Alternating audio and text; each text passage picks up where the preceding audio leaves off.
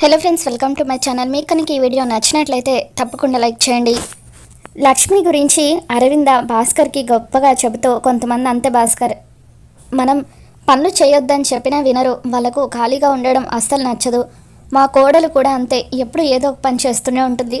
తనకు ఎదుటి వాళ్లకు సహాయం చేయడం తప్ప ఇంకేమీ తెలీదు అని చెప్పి అంటూ ఉంటే, అప్పుడు మిత్ర మనీష ఇద్దరూ కూడా అరవింద వైపు కోపంగా చూస్తూ ఉంటారు. ఇక ఇదంతా చూస్తున్న లక్ష్మి ఏమో చాలా సంతోషపడిపోతూ ఉంటుంది.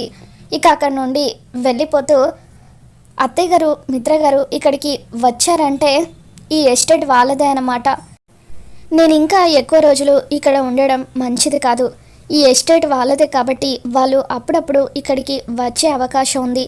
ఎప్పుడైనా వాళ్ళు నన్ను చూసే అవకాశం ఉంది. అలా జరగకుండా ఉండాలంటే మనీషాకి ఇచ్చిన మాట ప్రకారం నేను వాళ్ళ నుండి దూరంగా వెళ్ళిపోవాలి అని చెప్పి లక్ష్మి అనుకుంటూ ఉంటుంది. ఇక అప్పుడే భాస్కర్ లక్ష్మి దగ్గరకు వచ్చి, అమ్మ లక్ష్మి, ఎందుకమ్మా నీకు ఈ పనులన్నీ, రెస్ట్ తీసుకోవచ్చు కదా, అసలే డెలివరీ టైం కూడా దగ్గర పడిందని చెప్పి అంటూ ఉంటే, పర్వాలేదు అన్నయ్య, నేను బాగానే ఉన్నానని చెప్పి లక్ష్మి అంటూ ఉంటుంది. ఇక ఆ తర్వాత లక్ష్మి తన గదిలోకి వెళ్ళి ఎర్ర గాజులను చూసుకుంటూ, ఎవరూ లేకుండా నా సీమంతం జరుగుతుందని నేను ఎంతగానో బాధపడ్డాను. అంటే రాత్రి చీకట్లో నా చేతికి గాజులు తొడిగింది అత్తయ్య గారు అన్నమాట. మిత్ర గారి చేతుల మీదుగా, అత్తయ్య గారి చేతుల మీదుగా నా సీమంతం జరిగింది. ఆ భగవంతుడు నా మాట విన్నాడు, అందుకే నా బాధను తీర్చాడు, నా వాళ్ళ చేతుల మీదుగా సీమంతం జరిపించాడు అని చెప్పి లక్ష్మి ఆ ఎర్రగాజులను చూసుకొని ఎంతగానో మురిసిపోతూ ఉంటుంది. నేను ఇక్కడి నుండి వెళ్ళేలోగా మిత్రగారిని, అత్తయ్య గారిని ఒకసారి చూడాలని చెప్పి లక్ష్మి అరవింద వాళ్ళ దగ్గరికి వచ్చి చాటుగా వాళ్ళని చూస్తూ ఉంటుంది. మరోవైపు దీక్షితులు గారు ధ్యానం చేస్తూ ఉంటే దీక్షితులు గారికి అస్పష్టంగా ఏవో దృశ్యాలు కనిపిస్తూ ఉంటాయి. ఇక వెంటనే దీక్షితులు గారు అరవింద ఎక్కడా అని చెప్పి తన శిష్యులను అడుగుతూ ఉంటాడు. ఇక వాళ్ళ శిష్యులు వెంటనే అరవిందకి ఫోన్ చేసి దీక్షితులు గారికి ఇస్తారు. అమ్మ అరవింద, మీరు ఎక్కడున్నారని చెప్పి అంటూ ఉంటే, మేము ఎస్టేట్కి వచ్చాం దీక్షితులు గారు, ఎందుకు, మళ్ళీ మిత్రకు ఏదైనా ప్రమాదం జరగబోతుందా అని చెప్పి అరవింద అంటూ ఉంటుంది. అక్కడ వర్షం పడుతుందా అరవింద అని చెప్పి దీక్షితులు గారు అడుగుతారు. పడుతుంది దీక్షితులు గారు, మీరు అలా చెబుతూ ఉంటే నాకు కంగారుగా ఉంది, మళ్ళీ మిత్రకు ఏదైనా గండం రాబోతుందా అని చెప్పి అరవింద అంటూ ఉంటే, కంగారు పడాల్సిన పనేమీ లేదు అరవింద, నా కంటికి ఏవో దృశ్యాలు కనిపిస్తున్నాయి, మీరు వచ్చేటప్పుడు మీతో పాటు ఏదో వెంట తీసుకువస్తున్నట్టుగా నాకు అనిపిస్తుంది అని చెప్పి, మీరు ఏం తీసుకువస్తారో నాకు తెలియట్లేదు, కానీ పని కట్టుకొని అది మీతో వస్తుంది, అది మిత్ర జీవితంలోకి వచ్చిన తర్వాత మిత్ర జీవితం గొప్ప మలుపు తీసుకోబోతుంది అని చెప్పి దీక్షితులు గారు చెబుతూ ఉంటే, ఇక అప్పుడు అరవింద, అసలు దీక్షితులు గారు ఏంటి, దేని గురించి చెబుతున్నారు ఏంటో అని చెప్పి ఇక అలా ఆలోచిస్తూ ఉంటుంది. మరోవైపు మిత్రకు జయదేవ్ ఫోన్ చేస్తాడు.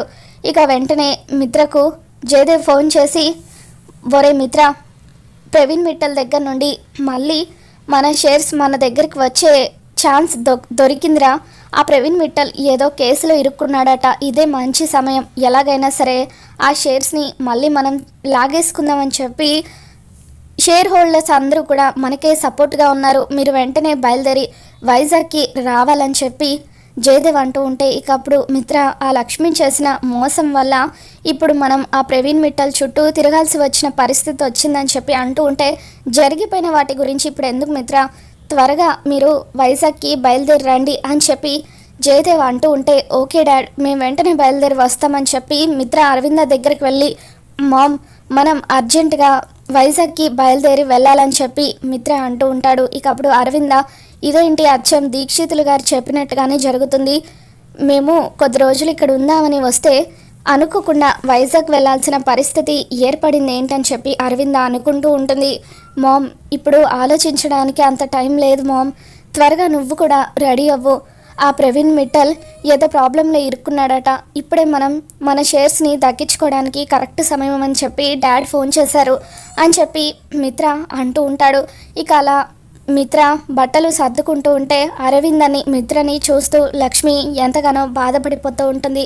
మిత్ర గారు, మీతో కలిసి 7 అడుగులు నడిచి జీవితాంతం మీతో సంతోషంగా ఉండాలని అనుకున్నాను, కానీ అనుకోకుండా మీ నుండి దూరంగా వెళ్ళాల్సిన పరిస్థితి ఏర్పడింది.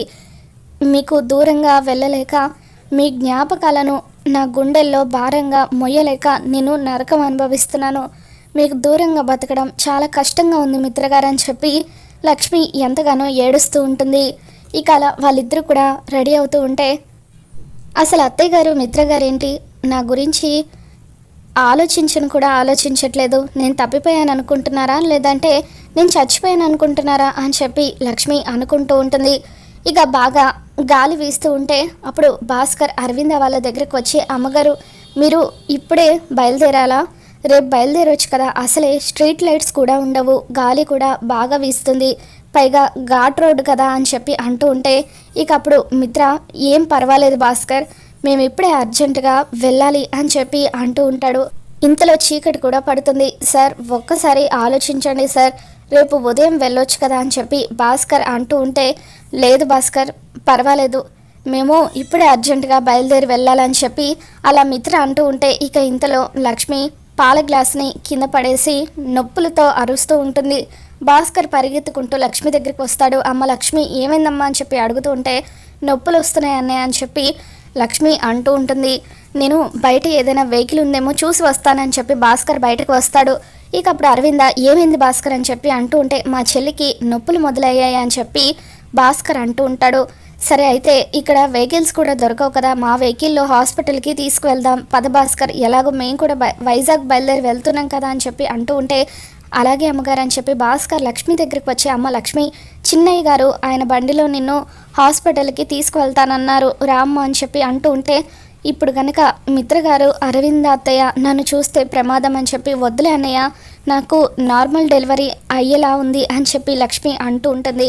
ఛాన్స్ తీసుకోవడం ఎందుకమ్మా అని చెప్పి భాస్కర్ నేను ఇప్పుడే అయ్యగారికి చెప్పొస్తాను అని చెప్పి బయటకు వచ్చి చెల్లిని హాస్పిటల్కి తీసుకువెళ్దాం అని చెప్పి అంటూ ఉంటే ఆంటీ ఇప్పుడు హాస్పిటల్లో ఆగి వెళ్ళాలంటే మనకి లేట్ అయిపోతుందేమో అని చెప్పి అంటూ ఉంటుంది.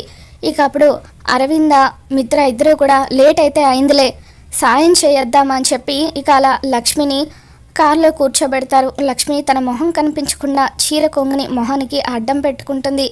అందరూ కలిసి లక్ష్మిని హాస్పిటల్కి తీసుకుని వెళ్తారు. ఇక డాక్టర్ లక్ష్మికి ట్రీట్మెంట్ చేసి డెలివరీ చేయడంతో లక్ష్మికి పాప పుడుతుంది. ఇక పాప పుట్టడంతో నర్సు ఆ పాపను తీసుకువచ్చి భాస్కర్ చేతుల్లో పెడుతుంది. భాస్కర్ పాపని ఎత్తుకొని ఇక అలా ముద్దాడుతూ అరవింద చేతుల్లో పెడతాడు. అరవింద పాపను చూసి చాలా సంతోషపడిపోతూ ఉంటుంది. పాప ఎంత ముద్దుగా ఉందో, పాపను చూస్తూ ఉంటే అచ్చం మా కోడలే గుర్తుకు వస్తుంది, శుక్రవారం పూట మహాలక్ష్మి పుట్టింది అని చెప్పి అరవింద అంటూ ఉంటే మామ్ 10 నిమిషాలు అవ్వలేదు పుట్టి, అప్పుడే నువ్వు పోలికలు చూస్తున్నావా అని చెప్పి మిత్ర అంటూ ఉంటే నేను చెప్పేది నిజం మిత్ర, కావాలంటే పాపని ఎత్తుకొని చూడు, పాప అచ్చం లక్ష్మిలాగా ఉందని చెప్పి అరవింద అంటూ ఉంటే ఇక అప్పుడు మిత్ర కూడా ఎంతో ప్రేమగా ఆ పాపని చేతుల్లోకి తీసుకొని ముద్దాడుతూ ఉంటాడు. ఇక అలా మిత్ర పాపని ఎమోషనల్గా అలా చూస్తూ ఉంటే ఇదంతా చూస్తున్న మనిషికి ఒళ్ళు మండిపోతూ ఉంటుంది. ఇక మిత్ర అలా పాపని ఎత్తుకొని ఉండగా జయదేవ్ మిత్రకి ఫోన్ చేస్తూ ఉంటాడు. మిత్ర గుడ్ న్యూస్ అని చెప్పి ఇక అలా మిత్రకు జయదేవ్ శుభవార్త చెబుతూ ఉంటాడు. మరోవైపు లక్ష్మి ఇంకా స్పృహ కోల్పోయే ఉంటుంది. మరి లక్ష్మి స్పృహలోకి వచ్చిన తర్వాత పాపనైతే మిత్ర దగ్గర వదిలేసి మిత్రకు దూరంగా వెళ్ళిపోతుందా, లేదంటే మిత్ర లక్ష్మిని చూసి లక్ష్మిని పాపని కూడా తనతో పాటు ఇంటికి తీసుకుని వెళ్తాడా? మరి మొత్తానికి దీక్షితులు గారు చెప్పినట్టుగా పాప మిత్ర జీవితంలోకి రావడం వల్ల మిత్రకైతే అంతా మంచి జరుగుతుంది. మరి రాబోతున్న ఎపిసోడ్లో ఏం జరగబోతుందో మళ్ళీ మన ఛానల్లో తెలుసుకుందాం. వీడియో నచ్చినట్లయితే తప్పకుండా లైక్ చేయండి.